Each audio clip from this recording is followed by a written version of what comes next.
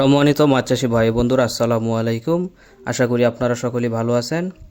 আজকে আমি আপনাদের সাথে আলোচনা করব বাংলাদেশের জনপ্রিয় একটি মাছ থাই সরপুঁটি নিয়ে। এই মাছ আমাদের দেশের পরিবেশে খুব সহজে বেড়ে ওঠে, রোগবালাই খুবই কম এবং অল্প সময়ের মধ্যেই বাজারজাত করা যায়। তাই যারা কম খরচে দ্রুত লাভবান হতে চান তাদের জন্য থাই সরপুঁটি মাছ একটি দারুণ সুযোগ। তো সম্মানিত ভিউয়ার্স, থাই সরপুঁটি সাধারণত পুকুর বা ঘেরে চাষ করা হয়। প্রথমে চাষের জন্য পুকুর নির্বাচন করতে হবে। পুকুরটি যেন পর্যাপ্ত রোদ পায় এবং পানির গভীরতা অন্তত 4 থেকে 5 ফুট হয়। পুকুরের পানি প্রথমে সেচ করে শুকিয়ে নেবেন, তারপর চুন এবং সার প্রয়োগ করে পুকুর প্রস্তুত করতে হবে। পোনা ছাড়ার সময় প্রতি শতাংশে 400 থেকে 500 পিস পোনা ছাড়তে পারবেন। যদি মিশ্রভাবে চাষ করেন তাহলে 200 থেকে 250 পিস পোনা চাষ করতে পারবেন। তাহলে অতিরিক্ত ঘন হবে না, খুব দ্রুতই মাছগুলো বড় হবে।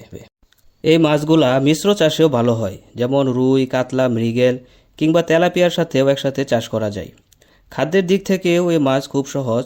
ভুসি, খৈল, চালের কুড়া, সরিষার খৈল কিংবা বাজারের প্রস্তুত ফিড দিয়েও চাষ করা যায়। নিয়মিত খাবার দিলে 4 থেকে 5 মাসের মধ্যেই এই মাছগুলা বাজারজাত করা যায়। প্রতিটি মাসের গড় ওজন হয় 400 থেকে 500 গ্রাম। তো সম্মানিত ভিউয়ার্স, এই মাছ চাষের বিশেষ সুবিধা রয়েছে, যেমন এই মাছ চাষে খুব দ্রুত বৃদ্ধি পায়, রোগ প্রতিরোধ ক্ষমতা খুব বেশি, স্বাদে খুবই ভালো, বাজারে চাহিদা সবসময় থাকে, খরচ কম, লাভ বেশি। তো সম্মানিত ভিউয়ার্স, আমাদের কাছে এখন মানসম্মত থাই সরপুঁটির পোনা রয়েছে। আমাদের পোনা সুস্থ, রোগমুক্ত এবং মানসম্মত। আপনারা যারা থাই সরপুঁটি চাষ করতে চান তারা আমাদের সাথে যোগাযোগ করতে পারেন ভিডিও স্ক্রিনে দেওয়া আমাদের নাম্বারে। এবং কি আপনারা যারা নিজে এসে পোনা সংগ্রহ করতে চান তারা নিজে এসেও আমাদের কাছ থেকে পোনা নিতে পারবেন।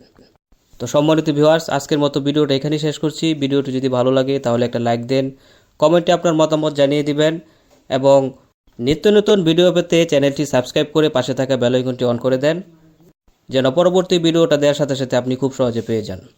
তো আজকের মতো এখানে বিদায় নিচ্ছি। সকলে ভালো থাকবেন, সুস্থ থাকবেন। আল্লাহ হাফেজ।